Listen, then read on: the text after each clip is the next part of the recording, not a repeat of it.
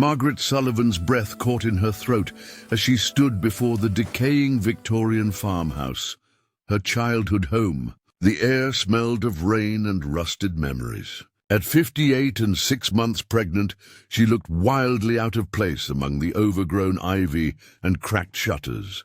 A year ago, she'd been the senior editor of a New York publishing house with a view of the skyline and a husband of 30 years. Now she was a divorcee with $23,000 to her name and a miracle swelling under her heart.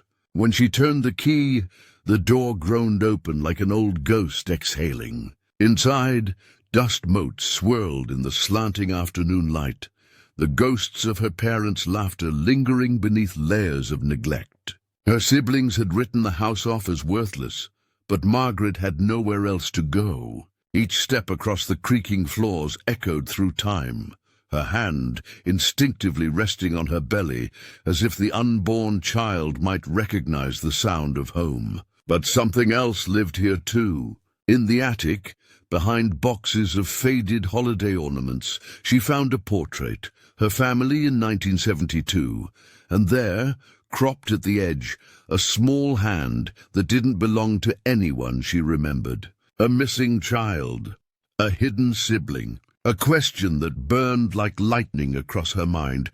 Who was Emma? Margaret's days filled with silence and the slow rhythm of rediscovery. She cleared the cobwebs from her mother's old study and found a leather-bound gardening journal, neat handwriting spanning decades of domestic life and seasonal blooms. But halfway through the entries, the tone changed. Notes about planting tulips gave way to chilling lines. The doctors say Emma's condition isn't improving. The neighbors are starting to talk. Pinehaven next month. Emma!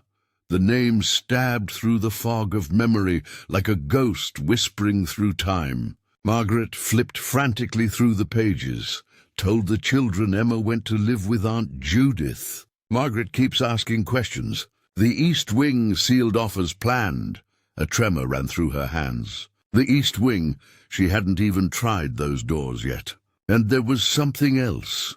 In her father's files, among taxes and insurance records, she found receipts, monthly transfers to Pinehaven Institute. Payments that lasted years. Margaret pressed her palm to the yellowed pages, her pulse racing. Somewhere between the ink and the silence, she could feel her mother's shame seeping through. That night, she dreamed of a little girl calling her name over and over. Margaret, remember me. And for the first time, she woke not from loneliness, but from guilt. The East Wing doors opened easier than they should have, hinges too smooth for half a century of neglect. Margaret stepped into a hallway preserved in amber. The air was warm, sweet with the faint scent of lilac. Child-sized toothbrush on the sink, books on a low shelf. A watercolor of a garden, signed Emma. Then the bedroom. Pink coverlet dollhouse replica of their home, stuffed animals frozen mid-play. And on the bedside table, a photograph. The original family portrait, untouched. A smiling girl with dark braids, her eyes slanted slightly, her smile radiant. Down syndrome, Margaret realized, her breath catching.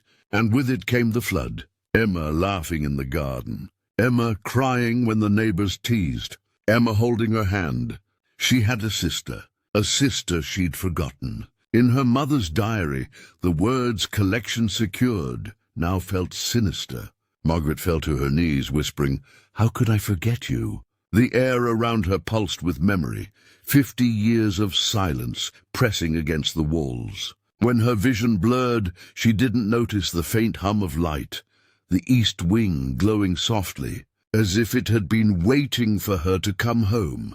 When Margaret awoke in the hospital, she learned the truth in fragments, her brother James's voice low, controlled. Their sister Emma had been institutionalized in 1972, he said. The doctors had promised help, but Pinehaven was no hospital. It was an experimental facility, a place that broke more children than it healed.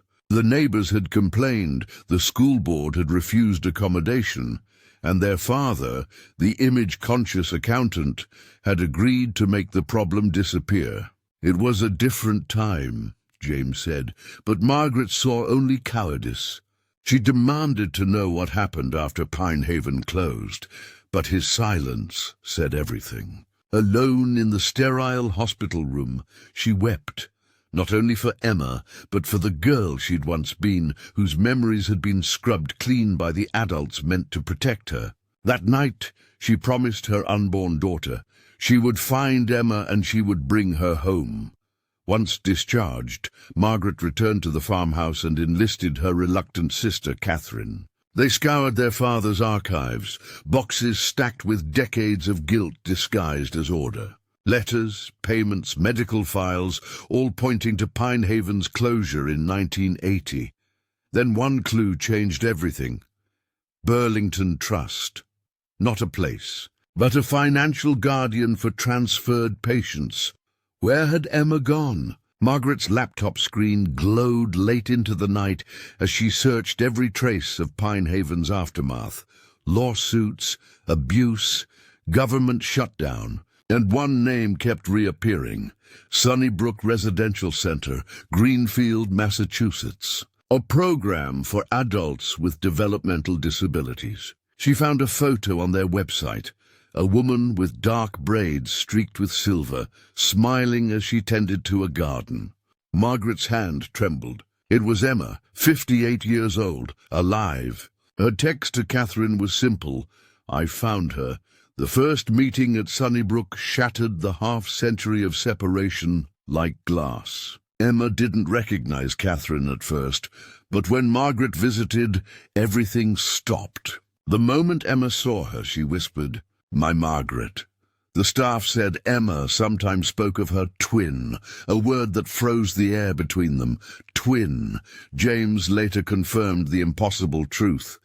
They were fraternal twins, separated at birth under medical advice that the healthy one must not be held back. Margaret felt the floor vanish beneath her. A lifetime of dreams suddenly made sense. 2 heartbeats, 1 soul split in half. And when she saw a painting Emma had made, 2 women sitting in a garden, a baby cradled between them, Margaret's knees gave way. Somehow Emma had painted her future. Within weeks, Sunnybrook announced its closure due to funding cuts. James suggested relocation. Margaret refused. "She's coming home," she said. "The East Wing's been waiting 50 years. The day Emma returned home, the house bloomed. Sunlight spilled across the porch as the family gathered. Catherine with flowers, James with paperwork, Richard, the repentant ex-husband, standing awkwardly at the edge of redemption. Emma stepped out of the car, her blue cardigan bright against the autumn air. "Home?" she asked. Margaret nodded. "Home." That night, amid laughter and tears, Margaret went into labor 3 weeks early.